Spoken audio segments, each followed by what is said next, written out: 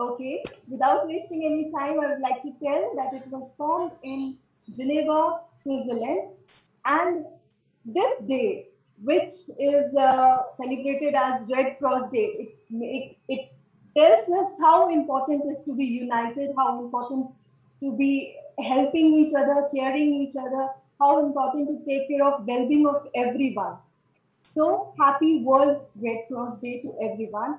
Do remember that 8th May is celebrated as World Red Cross Day. So with this, ICSI is once again with you on Saturday evening, making education relevant with our water webinar series. And collectively, we are working with 31 million overseas Indians. So we believe that water conservation is very much important by all of us at all the levels, and education is an important part to bring the awareness for water conservation. We believe and we strongly recommend that water saving and conservation should be the part of education at every level. Like if we say the primary, the middle, and the higher education. And when we say higher education, that includes the senior secondary education as well as the college and the further studies. So for that, keeping this in mind, we are working towards skills development, and core area of our focus is global skills and competencies, soft skills and life skills management. And this is the entire canvas of our program. After this program today, we have the 5th consecutive series of Let's Tackle Corona Wisely. So I would request all of you to please come on our platform at 6:30 and do watch this program. This is a very important advice being given by Dr. Parmeshwar Arora regarding Corona. And after that, at 8 p.m., we have banking, finance, and insurance. Specifically, why finance is important for student life. So financial management, basic financial management for youth. With this, whatsoever human mind can conceive and believe can achieve. Your suggestions are very much important to us and are most welcome on our given email IDs dsmotivator@icsi.asia and the WhatsApp number 9988447058. We will be eagerly waiting for your suggestions, for your valuable views, how to improve this entire Making Education Relevant series. So with this, I am just stopping my slide sharing and I am handovering the platform to respected Sri Anil Manocha sir. So welcome and good evening from India. Am I audible, sir? Yes, audible, Chitraji. I will take over the floor now. Good day, everyone. It is nice to be connected with you once again. Today, we are going to have our 30th webinar in the water management series. And to take it forward, we have a special guest, Dr. Ashok, who will be sharing his thoughts to us a bit later. Let me refresh whatever we have learned so far. And since we are going to talk upon water, and since Corona is a very live situation, all of us are facing through. We have gone through and learned that even 2.3 billion people across the world don't even have access to safe water so that they can wash their hands. And in order to ensure that people are well protected, we thought we'll have two slides which will talk how water can play and how in this spreading this disease and how we should take care. See, we should know that corona can be spread from the discharge from human body, and when the discharge from human body takes place from a corona infected people, it gets attached, it gets diluted in the water, and when we do various function with the water, the corona can come back to the faces. So we have World Health Organization has warned all of us that from feces to faces, we should try to take precaution while we take fluids, while we handle our hands, while we come across flies, while we work with fields, and when we manage floods and the type of food we eat. All these activities which we do on day-to-day basis by interfacing with water can get into our mouth, can get into our body through faces. So, foremost important for us is to ensure that we maintain a proper hygiene and we maintain a proper sanitation so that we are protected from corona. So, with these two slides, let us go back to refreshing activities what we have done so far. We have in last 30 odd webinars which we started since 23rd October, we have addressed the issues of water, global, ASEAN, and local. When we address the issues of water, we heard how the Mekong River water delta profile is changing, how Brahmaputra water profile is changing, how the rivers in India, the wide network of India is getting affected, and how rivers are getting dry because of abuse of water. We have talked about the water issues in ASEAN. We have talked about the water issues in India. We have talked about the water security issues in past.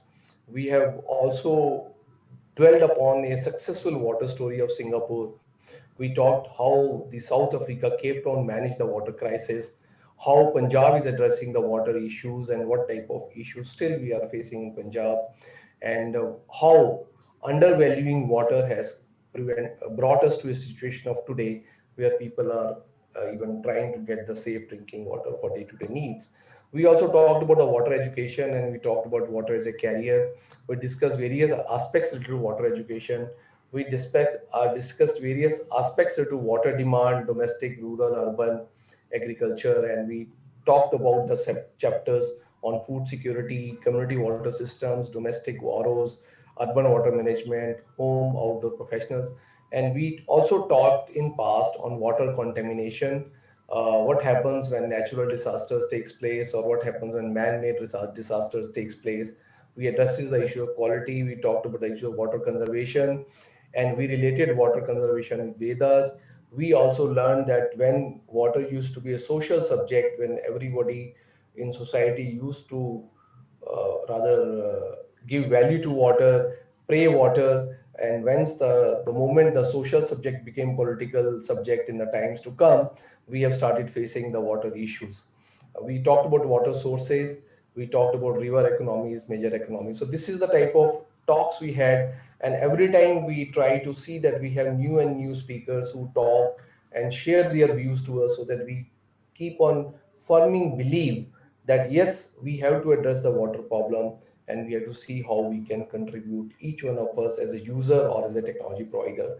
This is a rough profile of our speakers in the past who have come and given their mind to all of us from various parts of the world, whether it is a European continent, US, within Asia. We have speakers from various parts of the world. Even within India, we have a lot of professors, we have a lot of NGOs who have given their knowledge and we have spoken about it.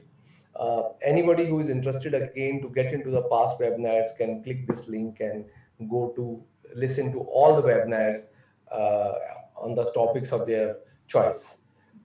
Before we move on to today's topic, a few thoughts I thought it's important for us to reaffirm that we do not have water availability as a issue. We have water management as a major issue.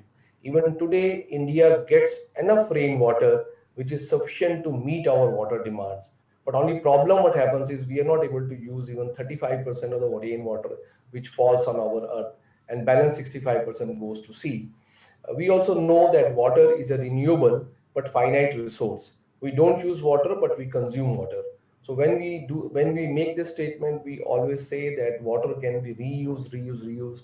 And a typical example, if I take the example of United Kingdom, the Thames water, which receives water, is recycled 7 times.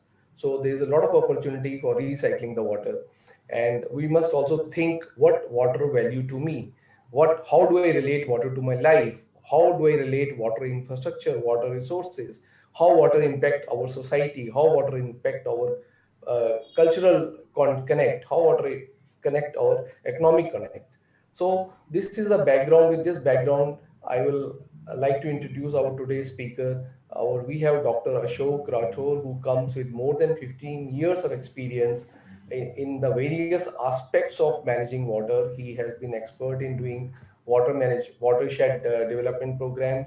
He has been advising industries on environmental impact studies. He has been working with various type of heavy industries, small industries, metallurgical industries, trying to give his knowledge and share his knowledge to improve the efficiency in this particular sector. He has written a lot of books. He has also written a lot of papers. He has surveyed a lot of papers. He has corrected a lot of papers, and he runs water related programs for the benefit of society. With this background note, I would like Dr. Ashok to take over the floor, and I would like to take a pause at this moment. Over to you, Dr. Ashok, for your Thank deliberation, you. Thanks a please. lot for the introduction and for the nice statement about the water conservation. So, am I audible, right? Yes, Ashok, you are audible. Okay. I'm sharing my screen. Just let me know that screen is visible or not. Yes, we can see Okay. your screen. Okay. Yes. Great. So, very good evening. We'll discuss about very briefly, not in very in depth, about the watershed management. Everyone knows about the watershed, but even we are using the water in daily routine, because without water, anything means everything. Whatever we are doing in daily routine or daily our system, we cannot run. Industry cannot run. We cannot means live without water. So in the industry, in we can say in the current scenario, water is so important material on the planet earth. So we need to restore. How means number of methods are there. You can see here the river basin, and some quotations are there that water has become a highly precious resource. There are some places where a barrel of water costs more than a barrel of oil. So that everyone knows about the cost of water. Even some time ago, when the water first for the first time it comes in under bottles. So we just think about that, how this should be happen to the country or into the world. Now it is very common that we are drinking packaged water, and now even this oxygen is also in coming in the packaged form. So if we cannot restore, if we cannot reuse, or we cannot recycle the water or precious natural resources, then this type of things will happen again and again. Here the picture says about the river basins. Number of river basins are there, number of rivers are there. You can see we have highlighted some points. For watershed management, we need to understand the catchment area of any particular river. When we are going for planning a watershed management, then we have to understand the catchment area. Suppose here you can take example of one Ganga river. So Ganga river has the longest this catchment area. So catchment area is the total area where first, second, third and fourth order of stream is available. So here you can see in the picture on you can follow my screen, the cursor. So this area from this start from Dak Pathar, Pathar from Dehradun, Uttarakhand, to the Ganga river in Allahabad. We are but just taking this example only. So this whole area here you can see some first second orders are also there, and this is main perennial river. So this area where is this total river is spreading to the catchment area, or we can say the area that is the catchment area. And again you can take example of Brahmaputra. This is the Brahmaputra river scenario, and this Brahmaputra the river is we can say having long widest pattern of river catchment area. Some scenarios why the water conservation is so important. Here you can take example some scenarios in the part of country, only in India, some part of country at the same time they have a flood, and some part of the country they have a drought condition at the same time. Even not we can say not in summer season or in the monsoon season, in the same time some part of the country has drought and some part of the country has a flood. Here you can see in this slide some pictures are there. So everywhere water is water, but you cannot drink this water. So here you can see many cities, many area of this submerged with the water only due to the flooding condition. Here you can see these are the real pictures from our only means some part of country from Assam, from this Bihar state. You can see this type of activities are going on when flooding conditions are there to be created. Whole city submerged to the with the flood. And here you can see another example. So this is the flood map of India, means majorly which you can see with the red color. This is the flood prone area of this part of country. Here start from Himachal Pradesh nearby the Punjab, Haryana, and Uttar Pradesh, then Bihar, and some part of this Arunachal Pradesh, Assam, and Nagaland, then Manipur, West Bengal. So this red color showing the area liable to flood.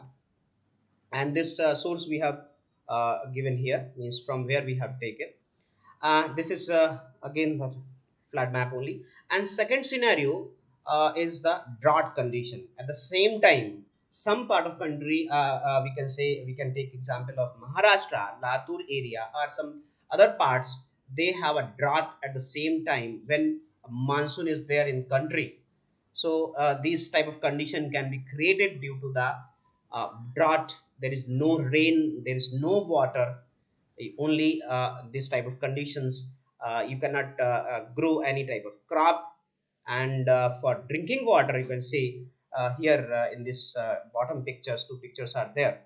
So this type of condition can be created by the shortage of water supply. Even you can see you can see four pictures are there from different part of cities. Some from the taken from the South India, some are taken from the Delhi area, etc. So in this two condition, one condition is the flood, another condition is the drought.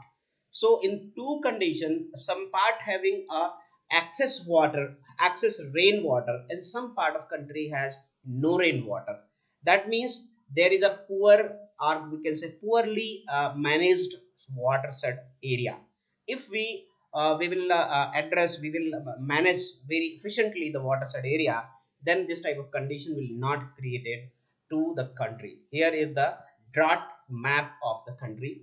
In the part of where in this again you can see the color red has been means shown for extremely dry condition. This part of Maharashtra you can see here, and some part of Karnataka, Arunachal, this Andhra Pradesh. So these area are drought prone area. This was this map shows for September 2018 to May 2019 only the data from that. So basic concept of watershed. So what is exactly watershed? Watershed are sometime it is known as drainage area, catchment area.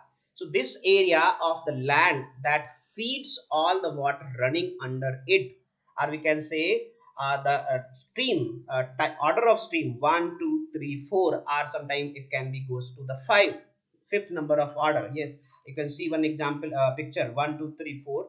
So this is the order of stream. So this whole area is known as watershed area of any particular water body, a perennial river, or sometimes we can say some catchment area for the pond. So it combines with our other watershed to form a network of river and streams that progressively drain into a larger water bodies or larger area or river. So sometimes the spots where headwater progressively join other stream, like here you can see this is the first order. Simply we can say first order stream. The rainwater coming from some area like hilly area, terrain, etc. So this is merging to the another stream.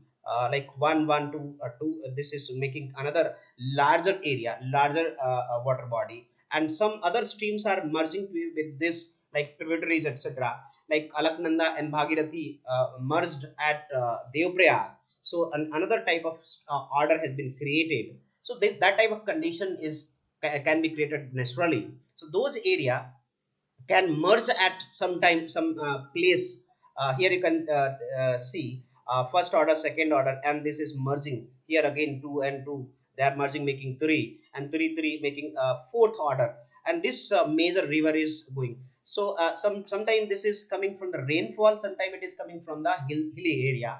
So water should be logged some time from the glacier, sometime it is logged in the rocks. So this water is coming through this type of channel or streams.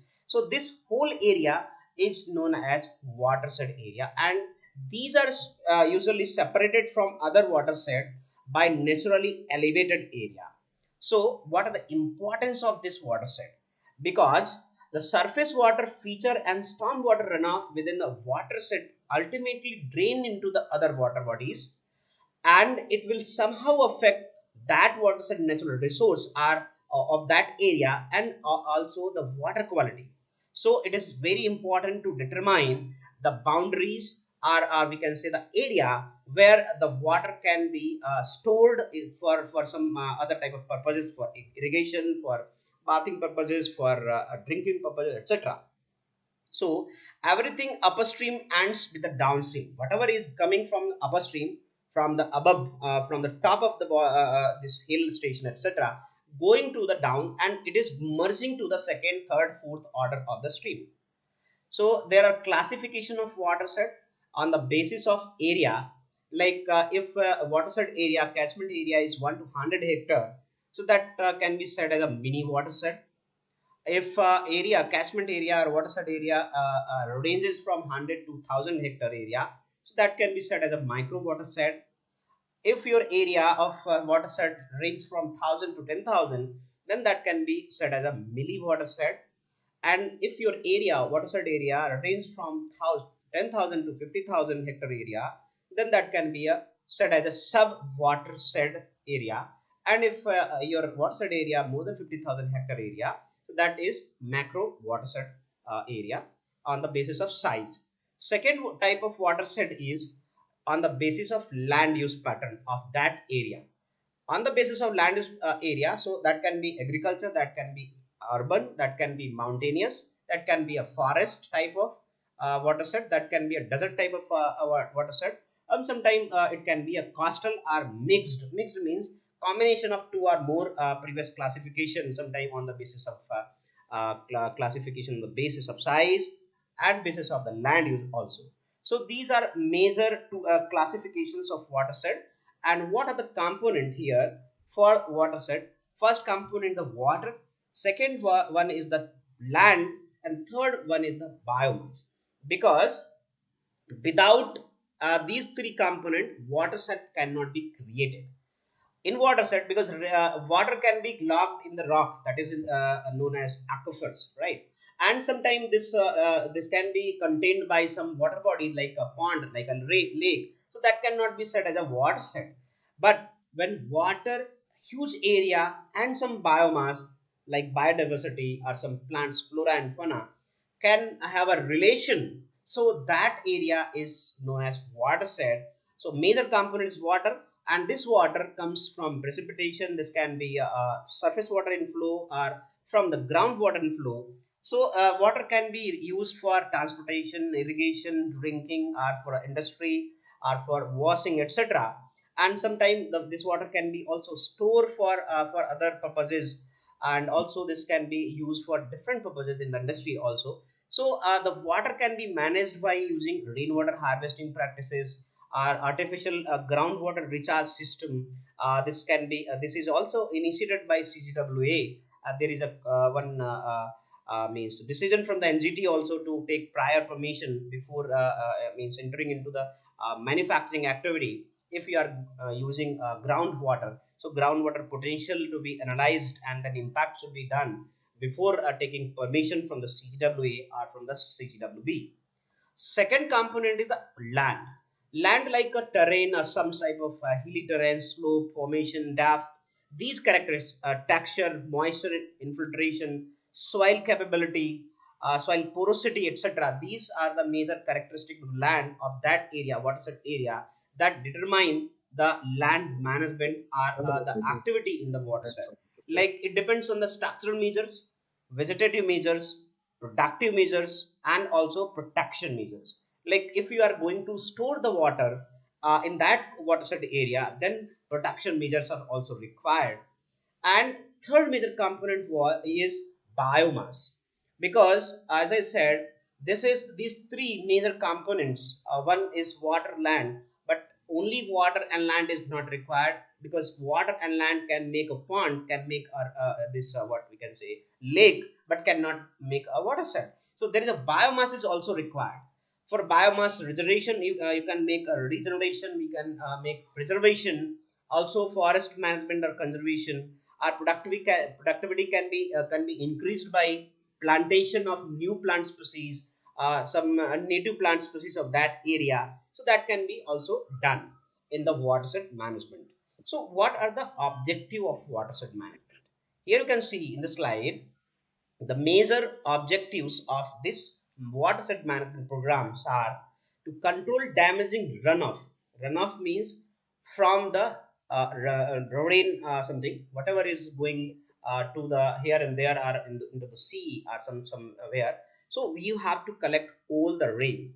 So to control damaging runoff and degradation, and thereby the conservation of soil as well as the water. Second objective is to manage and utilize the runoff water for a useful purpose. If you are going to store, then only storing is not a purpose of water management. After storing, you have to utilize this water for different purposes, either irrigation or domestic purpose or for industrial activity. Of water, And soil, to protect, and conserve, and improve the land of watershed for more efficient and sustained production, to protect and enhance the water resource originating in the watershed catchment area. And another objective is to check the soil erosion, to rehabilitate that land of that area, catchment area, to moderate the flood peaks at the downstream area, and also to increase infiltration rate of the rainwater, to improve and decrease the production of timber, fodder, livestock resources, because catchment area or watershed area is a huge area, to enhance the groundwater recharge wherever applicable. So we these are the major objective of watershed management. Then how we can initiate this type of management system, because this cannot be done by individual person, but if we have a will, then we can do. So how we have to do? First we need to understand that how much area is involved, how much means water is required to store, or how we can go ahead for water conservation, what are the soil condition, what type of harvesting techniques are available, what are the alternatives for land use system protection measures are available in that area. So how me of course we can start at individual level also, by NGO level, at NGO level also, by some by the help of villagers, or by the state, some schemes are there from the government side. So we can initiate at our level. Some causes are there for watershed deterioration. So first one is the one unscientific way of doing agriculture, even, are mining, quarrying, faulty agriculture system, faulty road alignment, are during the construction, industrialization, rapid industrialization, are they are not exactly, industries are not implementing their EMPs, forest fires are there, some other means some less interest of the people. People are thinking about their self only, but not thinking about their means we have to think about ourselves, of course, first. But if we are not thinking about to use the wisely use of natural resources, then this type of corona pandemic or this type of condition will create again in different form. So all these things like pollution or water resource natural resources are depleting day by day, either fossil fuel or this water. So we have to think about, everyone should have thinking to conserve the natural resources in any mode, either from our individual home, either from your office, either from your community. So there are some perspective for watershed development. One perspective is hydrological aspect.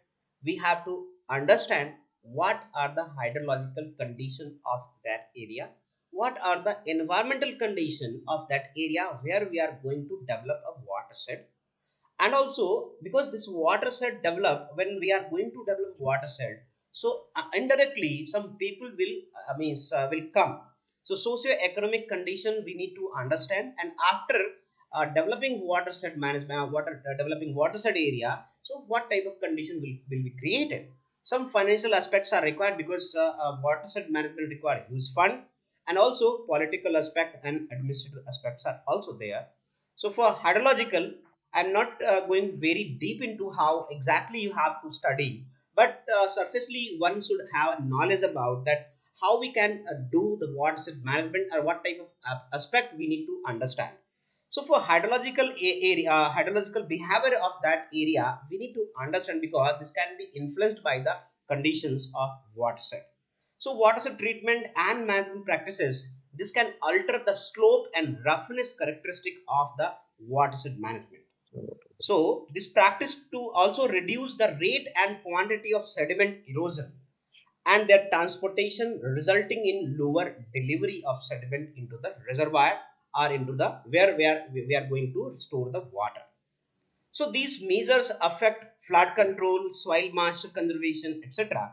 Because in this two scenario we have seen in the previous slide, if we have already done the watershed management, then flood conditions should not be created to any city of India, and that water rechannelized to the nearby area where we have to utilize, like in case of Latur area somewhere, because some rivers are already there, natural drainage is already there. We have to channelize that water. We have to channelize this water into the existing scenario, existing drainage, fourth order, fifth order of stream. Then what will happen?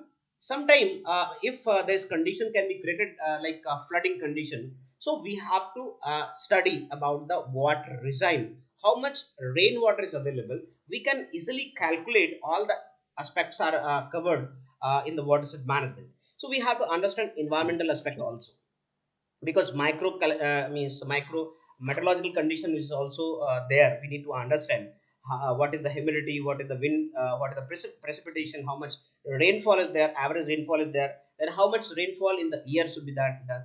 So the development applied locally for developing green foliage, and this green foliage is also in accelerate the biotic flora and fauna.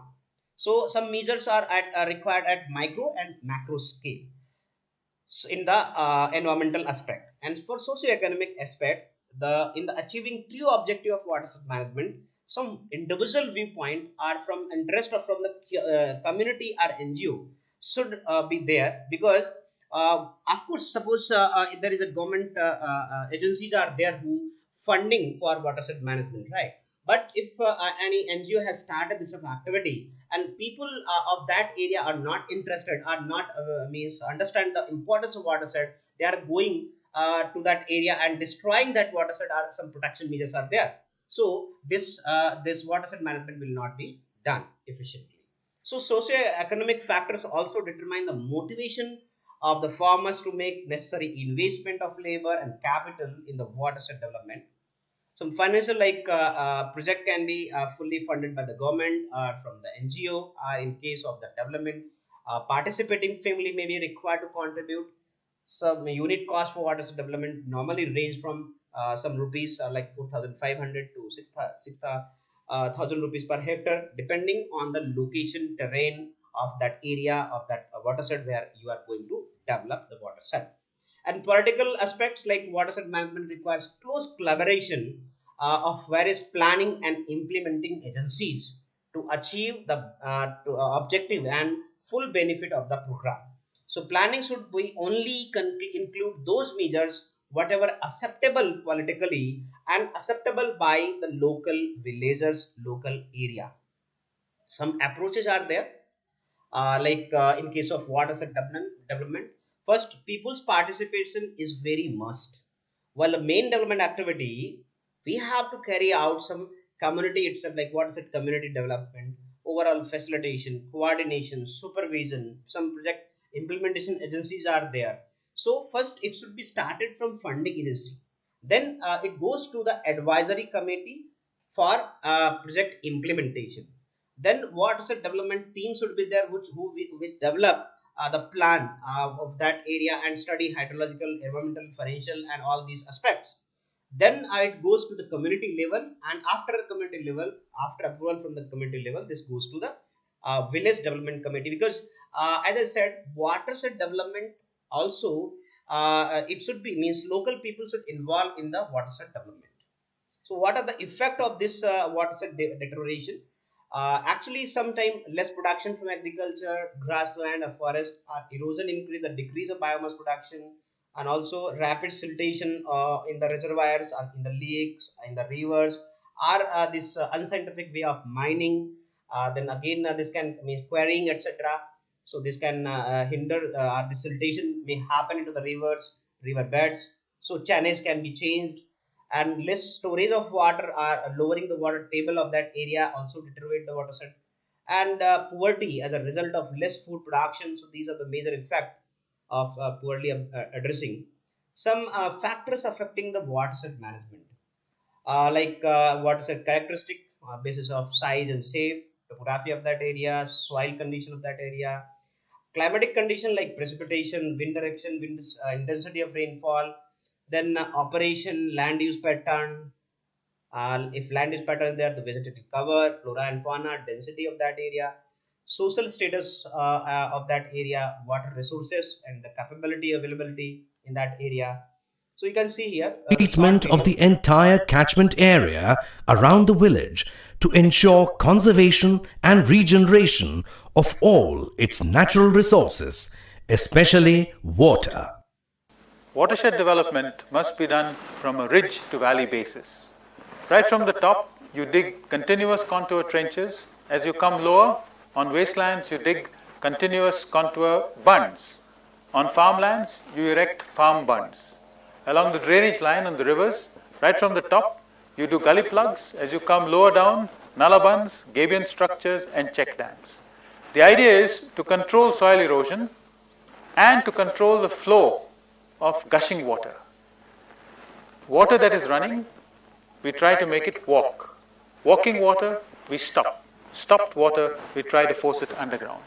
The idea is to trap and harvest and store rainwater wherever it falls within the area itself. Since the speed of rainwater is controlled and the soil is not washed away, the rivers do not get flooded or silted.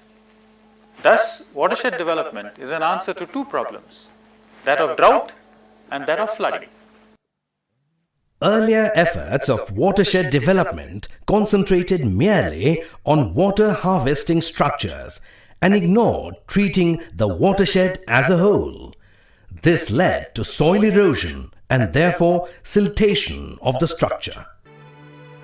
While there have been other schemes of poverty alleviation through environmental regeneration, this has been the first large-scale approach where people were not mere beneficiaries but actual owners and implementers of the project. They helped themselves by regenerating the environment they lived in. So some programs are there which has been initiated by government of India. Like one is the control of shifting cultivation, which has been started in 1986-87. Another one is the National Watershed Development Program for Rain-fed Agriculture. It is in the same year. And third program was Drought Prone Area Program that was initiated in 1970. Another program was Desert Development Program (DDP). It was started in 1977-78. Another program from the World Bank, that is World Bank Assisted Integrated Watershed Development Project, which was started in 1990.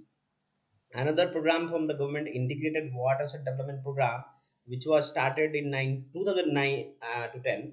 So this program was restoring the ecological balance by harnessing, conserving, and developing degraded natural resources like soil, vegetative cover, and water through the watershed management.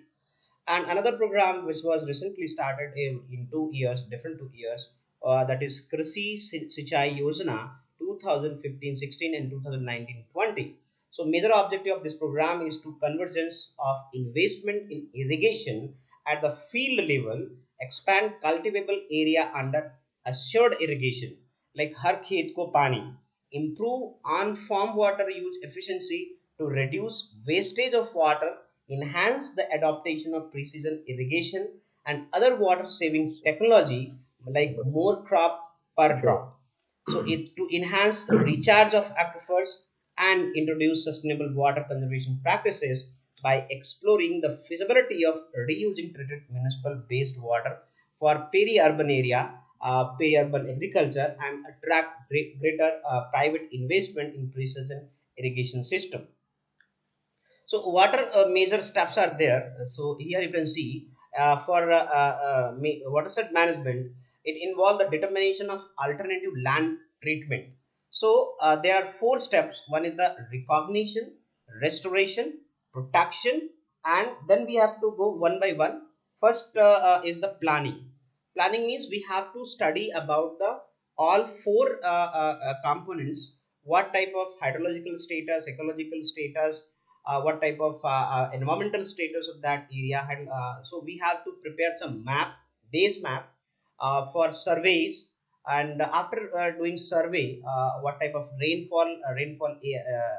availability of rainfall, availability of soil conditions, availability of terrain condition, inventory for existing land use and farm sizes, then agriculture production patterns are there, what type of we have to study. Then hydrological survey we need to understand, topographic map we have to provide, we have to prepare.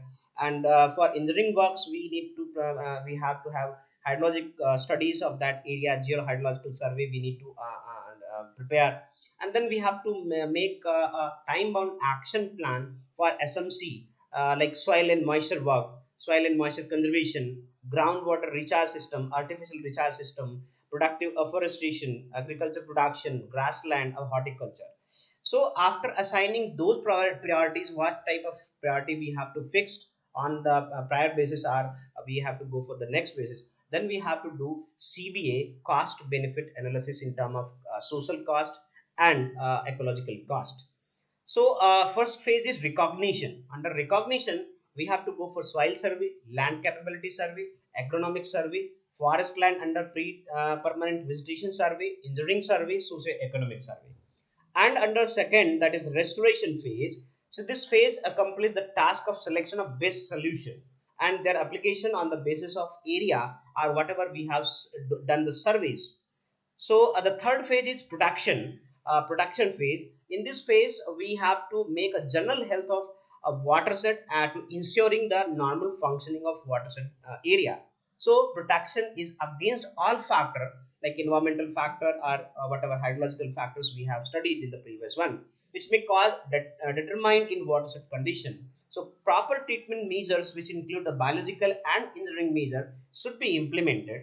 In addition to this, protection of watershed against all those factors which cause deterioration should be also carried out. We have to take consider all these protection measures, and this preferably applied on the critical area where restoration is required. And the last step is improvement phase. So this is the last phase exactly where we have to work on watershed management. Under this phase, overall improvement made during the management of watershed should be evaluated, and after evaluation attention is also given to make improvement of agriculture area, forest land, forest production, pasture land, socio-economic status of those in that area. So we need to consider all these factors. So, in case of practices for watershed management, like in terms of purpose, so for purpose to increase the infiltration, to increase the water holding capacity, to increase the to decrease the soil erosion, and also for the method and accomplishment. So there is some practices of strip cropping, pasture cropping, grassland farming, woodland, etc. In case of engineering measures, or we can say structural practices, so there are contour bunding, terracing, construction of earthen embankment, construction of check dams, construction of farm ponds, construction of diversion, gully controlling structure, rock dam, and many things are available as a basis of the engineering structure. Some software is also there for studies, for survey after collecting the baseline data, because data can be collected by two manners. One, by doing some experiment, and by doing second is by recording the observation. So after recording observation by doing experiment, we have to interpret that data. For interpretation, some models are required, some softwares are required. So here you can see a list, long list of softwares are there. So many softwares are free. You can see the link, it is like wmost. So many softwares are free, like floodcon is also free. So HECRAS is also free. Many softwares are free. You can download, you can run. If you are working in the same field, you must know, before going to work on the watershed, we have to interpret what type of purpose is what type of objective we are going to fulfill. So for interpretation, we need to run some type of models using some software like HECRAS, etc., or ModFlow. So we can have some acceptable range of working. So here you can take example of some another software, GeoMarsis. We are not going deep into. We'll finish 10 to 15 minutes, next 10 minutes. GeoMarsis one software for this is a semi-automatic geomorphic structure package. Here six models are there. So here you can see this is the topo on this on my cursor. If you follow the cursor, this, so this is the topo sheet only of drainage area, but on the geomorphosis you can see this type of structure. This is the order, stream orders. All the stream orders can be easily read in the geomorphosis, right?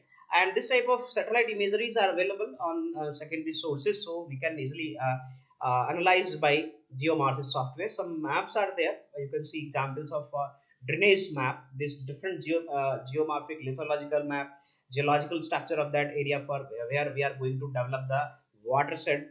So what is the resources development plan, groundwater potential of that area, and land capability, soil map, land irrigationality, slope map, and many different satellite using satellite imagery from Bhuvan for USGS. Many open software, open agencies are there where we can download the satellite imagery. And ultimately we have to calculate the stormwater calculation. For stormwater calculation, the formula is CIA by 360, where C the coefficient runoff, Q the quantity of stormwater in cubic meter per second, I the intensity of rainfall in mm per hour, A is the area in hectare or drainage area in hectare.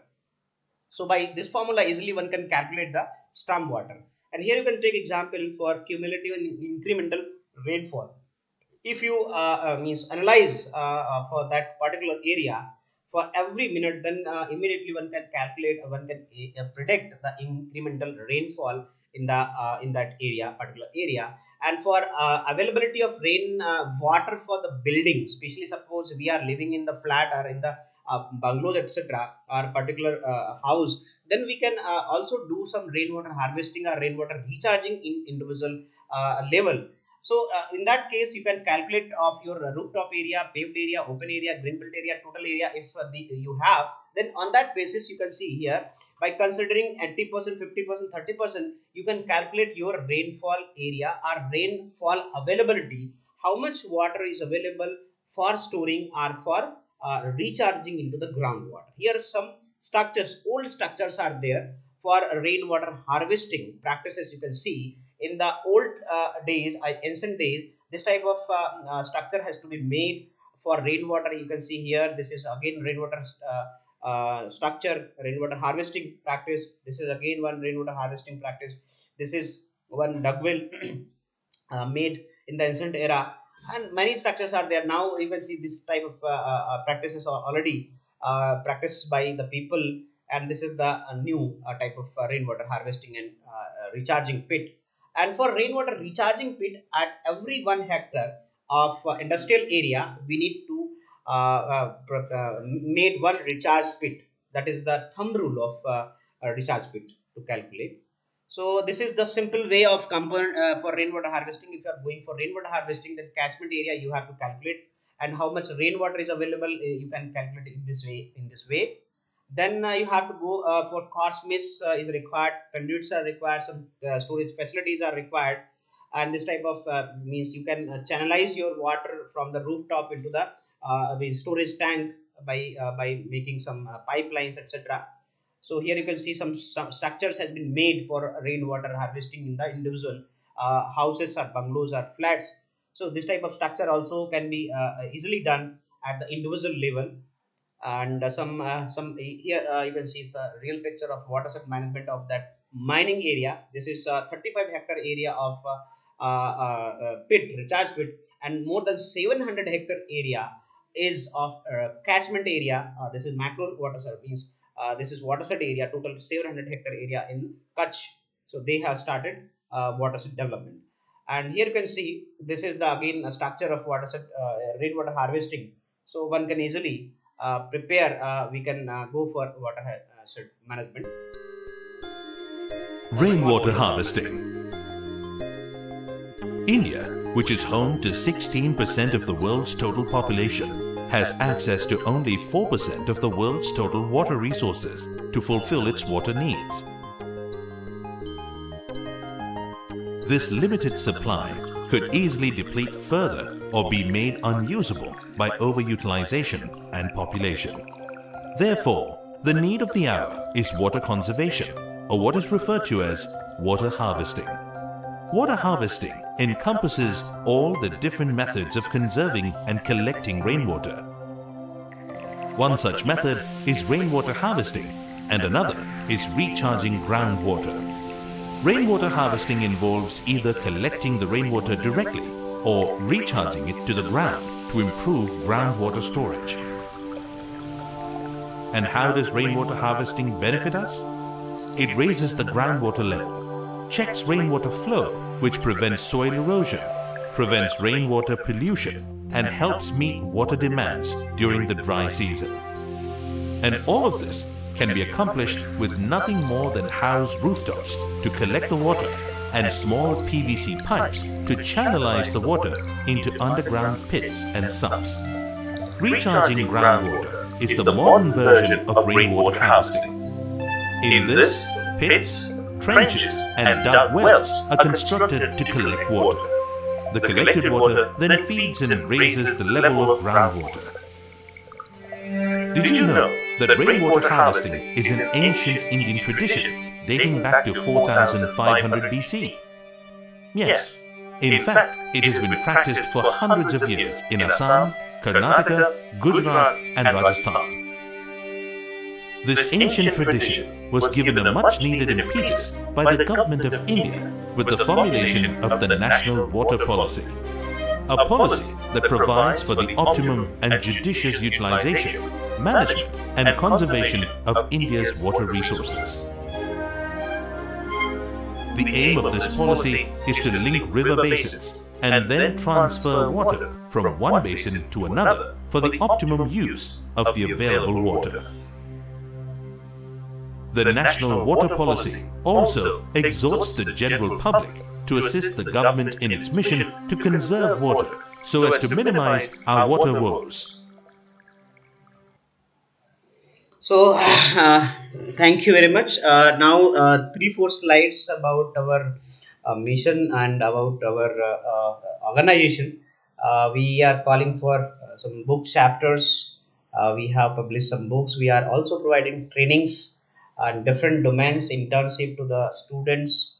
1 day, 2 day, 3 day, 1 week, 3 month training programs in different domain like solid hazardous waste for career in EIA, remote sensing GIS, some software studies also, water management, climate change, environmental sustainability, energy conservation, EIA practices in India and other countries, land use mapping, noise pollution mapping, biomedical waste handling.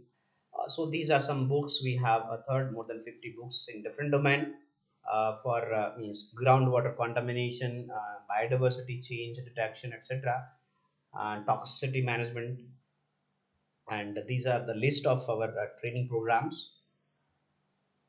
You can connect with us. We have a website there. You can, if you have any query, then you can ask us. Thank you very much.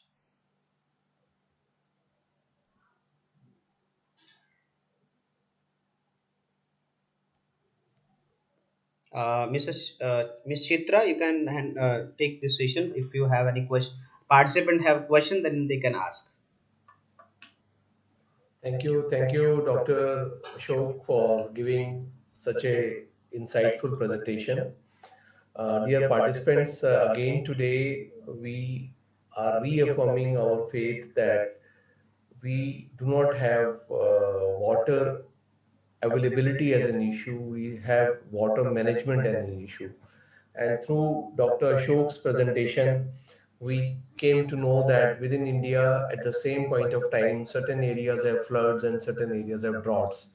And in case we have to address the problem of floods and droughts together, we have to ensure that we create a right watershed development programs in place. In the watershed development programs, we learned about water, land, and biomass playing an equal role. And we also learned that there are so many techniques which are used or which can be used to ensure that we don't allow water to run. Rather, we should allow water to walk, and then from water to walk to water to stop. And the basic purpose of doing the watershed management is to ensure that all our natural water bodies, all our underground strata is always full with water. There are so many scientific ways of addressing this issue within our own country, and Dr. Ashok has very clearly related those type of softwares, those type of techniques, those type of expertise, and he took it to the level of providing that knowledge to people who are interested to adopt these type of techniques as their career, or they want to see that how this can be taken forward in addressing the need which our India has in conserving the water. So thank you, doctor, for giving us such an insightful presentation. It was a good session where the participants again learned about rainwater harvesting. They learned about the soil erosion avoidance, how it can be done, how we can probably look into the cropping pattern of agriculture, how we have different type of soils, how we can ensure that water can be conserved. And with this packaged very nicely with the trainings and with the uh, software techniques and the way you have been working in this sector tirelessly in India. So very much useful to all our participants, and probably I will thank you again on behalf of ICCI for giving us such an enlightening presentation. And Chitraji, maybe if you have something more, some questions to ask, otherwise please conclude the session and we go to the next stage and we'll see how we can stay connected with Dr. Ashok in the times to come. Yes, sir, surely. Sir has explained everything in detail so nicely that people has understood everything perfectly. So they have just good views onto that, and we have lot many postings on our YouTube channel for that. So everybody is thanking and everybody is praising. So with that, I also want to thank on behalf of everyone, both of you, to Dr. Rathore sir also for coming on our platform, and to Shri Anil Manocha sir as always. He is very important support for ICSI, and we are very thankful to him. And with that, I would like to say sign off for today. And everybody do come again on YouTube channel at 6:30 to watch a very important program on COVID-19 and how to get